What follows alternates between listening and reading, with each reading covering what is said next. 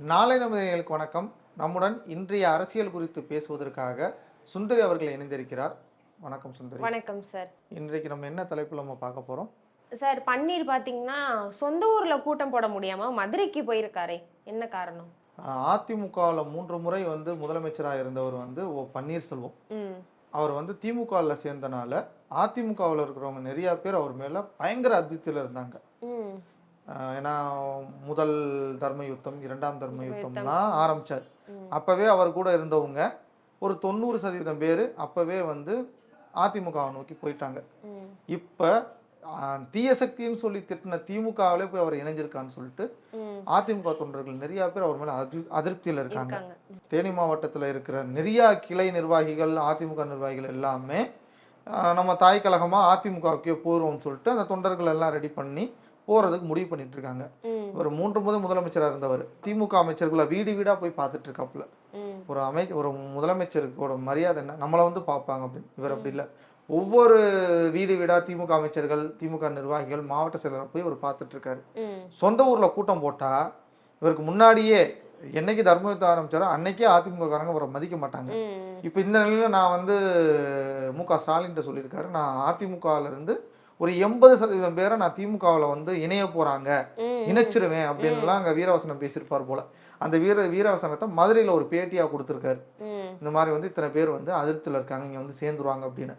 ஐயோ சொல்லிவிட்டோமே, இப்போ நம்ம வந்து சேர்க்கலை அப்படின்னா அசிங்கமாக போயிருமே அப்படின்னு சொல்லிட்டு என்ன பண்ணிட்டாருன்னா, நம்ம வந்து தேனியில் போட்டால் ஒருத்தவனும் வரமாட்டேன், நம்ம மதுரையில் போய் போடுவோம்னு சொல்லிட்டு மதுரையில் ஒரு திருமங்கலத்தில் போய் சேர்க்கறதா சொல்லி ஒரு நிகழ்ச்சி நடத்தியிருக்காரு. இதில் என்ன கூத்து அப்படின்னா, கூப்பிட்டு பார்த்தா யாருமே தேனியிலேருந்து வரல. இப்போ நம்ம மினிஸ்டராக இருக்கார்ல மூர்த்தி, அவரும் எம்எல்ஏவாக இருக்கிற தளபதியும் அவங்க ஆட்களை சரி நீங்கள் வாங்க இப்படி ஒரு நிகழ்ச்சி வச்சுட்டாப்புல நடத்தணுமேன்னு சொல்லிட்டு அவங்க ஆள் கூட்டிட்டு போறதா அவங்க கூட்டிட்டு போனதா ஒரு தகவல். அப்ப அங்க இருக்கிறது 200 ரூபாய் கூட்டம் தானா? அங்கே இருக்கிறது அதே கூட்டம் தான். அங்கே சேர்த்து இப்போ ஒரு மாபெரும் ஒரு இத்தனை பேர் அதிமுகல இருந்து வந்து திமுகவில் இணைஞ்சிட்டாங்க அப்படின்னு சொல்லிட்டு திமுகவில் இருக்கிறவங்களே திமுகவில் இணைக்கிற ஒரு நிகழ்ச்சியா பன்னீர்செல்வம் அவரு இணைச்சிருக்காப்புல. இது ஒரே கேலி கூத்தா இருக்கு.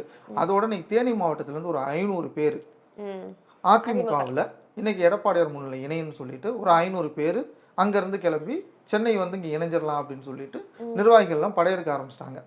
இதெல்லாம் போற போக பார்த்தா பன்னீர்செல்வம் திமுக சைடு ஒரு பெரிய லக்கேஜா தான் இருப்பாரு போல.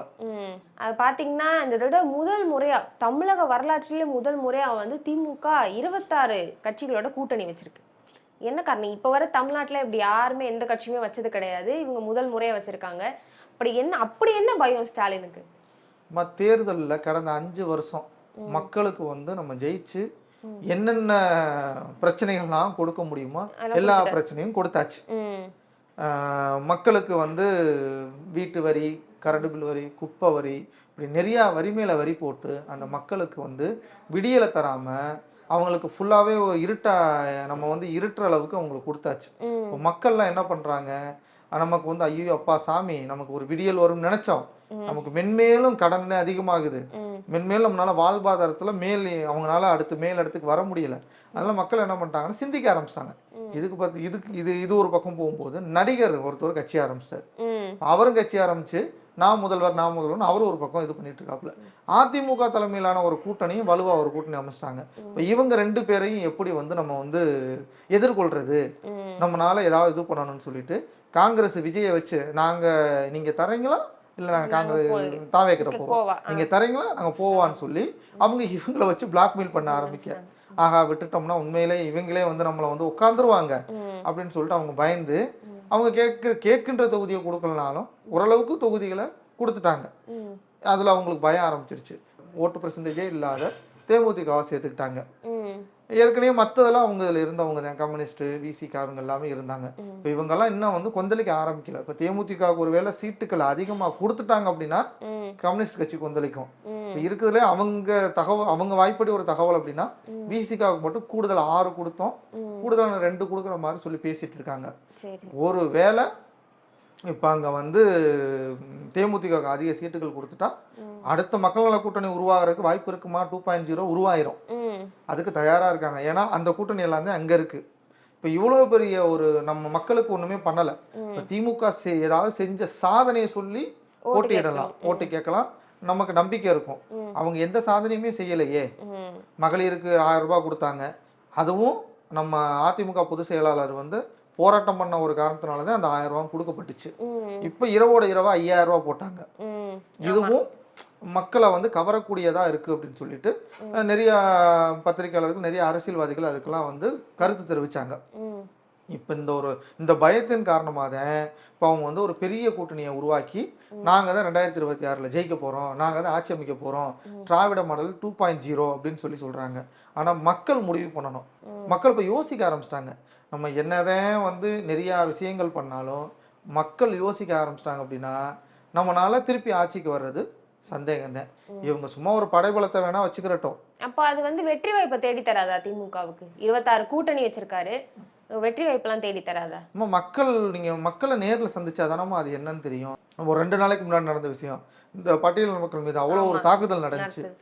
டெய்லி காலைல விடிஞ்சா நமக்கு ஒரு செய்தி கிடைக்குது. ஸோ இந்த மாதிரி ஒரு சூழ்நிலை மக்கள் பயந்து பயந்து வாழ்றாங்க.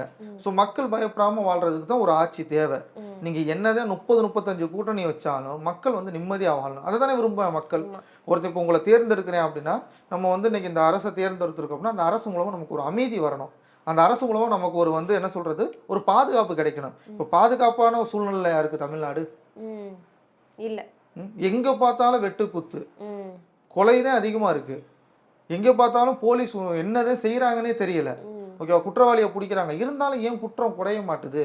இப்போ கடுமையான சட்டம் வேணும்ல. அதனால மக்கள் எல்லாமே ரொம்ப அதிருப்தியில் இருக்காங்க. நம்ம சொல்லிக்கலாம் இப்போ இத்தனை கூட்டணி அமைச்சிருக்காங்க, ஒரு பெரிய பிரம்மாண்டமா இருக்கும் அப்படின்னு. ஆனா மக்கள் படுற வேதனையும் மக்கள் படுற கஷ்டத்தையும் அவங்க மனசு வச்சுட்டாங்க அப்படின்னா கண்டிப்பா மாற்று அரசியல் தாமா வரும். இன்னைக்கு வந்து பாத்தீங்கன்னா அந்த நடிகர் கட்சி வந்து மகளிர் மாநாடு போட்டிருக்காங்க. அப்ப சோசியல் மீடியால எல்லாரும் வீட்டுல இருக்க மகளிருக்கே நீங்க பாதுகாப்பு இல்ல, நீங்க ஏன் மகளிர் மாநாடு எல்லாம் போடுறீங்க அப்படின்ற மாதிரி கேள்வி கேட்கறாங்க. அம்மா இப்போ வந்து அது ஒரு கணவன் மனைவி பிரச்சனை, வழக்கு போயிட்டு இருக்கு. இன்னைக்கு கூட நீதிமன்றத்துல இந்த அம்மா அந்த நடிகரோட மனைவி வந்து சொல்லியிருக்காங்க, எனக்கு குடியுரிமை வச்சிருக்கனால லண்டன்ல தான் அவங்க இருக்காங்க, சென்னையில உங்களுக்கு வீடு கிடையாது. இந்த வழக்கு சம்பந்தம் என்னைக்கு நான் போட ஆரம்பிச்சனோ அன்னைக்கே வந்து இந்த நடிகர் கட்சியோட வழக்கறிஞர்கள் இங்க நீங்க உள்ள வரக்கூடாது அப்படி இப்படிலாம் சொல்றாங்க. என்னன்னா ஒரு பெண் தன் கணவன் என்னதான் பிரச்சனையா இருந்தாலும் பேசலாம், பேசி ஒரு முடிவு எடுக்கலாம் அப்படிங்கிற ஒரு சூழ்நிலை தான் வழக்கு கூட போட்டிருக்கலாம். ஒரு கேஸ் போட்டா என்ன ஆகும், 2 பேரை கூப்பிட்டு வச்சு விசாரிப்பாங்க. அப்போ நம்ம அந்த மனசுல இருந்து பேசுறதுக்கு ஒரு வாய்ப்பு கிடைக்கும். அப்போ அந்த பேசுறது கூட ஒரு வாய்ப்பு இருக்கும். பேசி இந்த மாதிரி பிரச்சனை எப்படியா, சரி இதை நான் சரி பண்ணிக்கிறேன், இதை நீங்க சரி பண்ணிக்கங்கன்னு போறதுக்கு ஒரு வாய்ப்பா கூட இந்த வழக்கை போட்டிருக்கலாம். அந்த அம்மா என்னன்னா ஆதங்கத்துலதான் வழக்கு போடுறாங்க. இவர் சரி வர நடந்துக்க ஒரு கணவரா எனக்கு நடந்துக்கல அப்படின்னு சொல்லிலாம் பேசுறாங்க. அந்த நடிகையே வேணும்னான்னு சொல்லுவோம். அதை சொல்ற மாதிரியே ஒரு நிகழ்ச்சியும் ஒரு 2 நாளைக்கு முன்னாடி நடந்துச்சு. அப்ப அந்த அம்மா எவ்வளவு வேதனைப்பட்டிருப்பாங்க. இப்ப இதெல்லாம் வந்து இவர் வந்து பொதுவெளிக்கு வந்துட்டாரு. அவர் வந்து தனி வாழ்க்கையில் பொதுவெளிக்கு வந்துட்டாரு. அப்ப இவரை பார்த்துதான் இன்றைய வருங்கால சமுதாயம் வந்து அந்த நடிகரை பார்த்து இவர் இப்படி இருக்காரு, ஸோ பொதுவெளிக்கு வந்திருக்காரு, இவர் மக்களுக்கு நல்லது பண்றாரு, இவரோட நடத்தைகள் இது எல்லாமே விமர்சிக்கிறதுக்கு நமக்கு வழி இருக்கும். இப்போ அவர் தனியில இருந்தா அவர் தனி வாழ்க்கையை பத்தி நம்ம பேச வேண்டிய அவசியம் இருக்காது.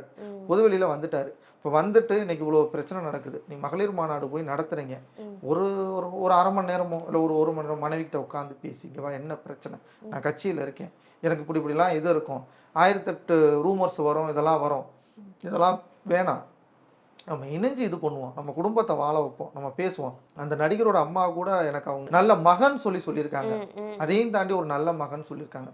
அப்போ ஒரு குடும்பங்கிறது எல்லாத்தையும் அனுசரிச்சு போறது. அதை அந்த நடிகர் ஏன் அதை அனுசரிச்சு போல? இப்ப இவரை பார்த்து இன்னும் 4 பேர் கெடுவாங்கல்ல.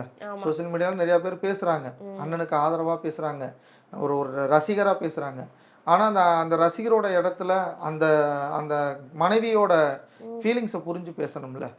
இதெல்லாம் பேசாம ஒரு மகளிர் மாநாடு நடத்துறேன்னு சொல்லி போறாரு. இதெல்லாம் ஒரே கேள்வி கூத்தாதாமா இருக்கும்.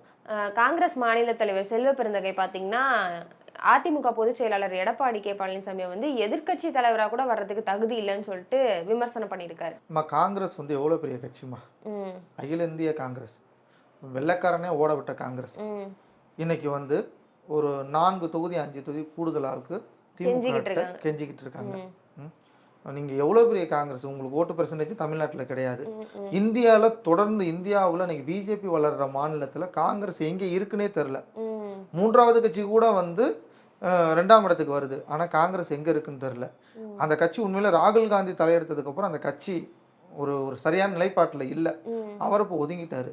உங்களுக்கு இவ்வளவு பிரச்சனை இருக்கு.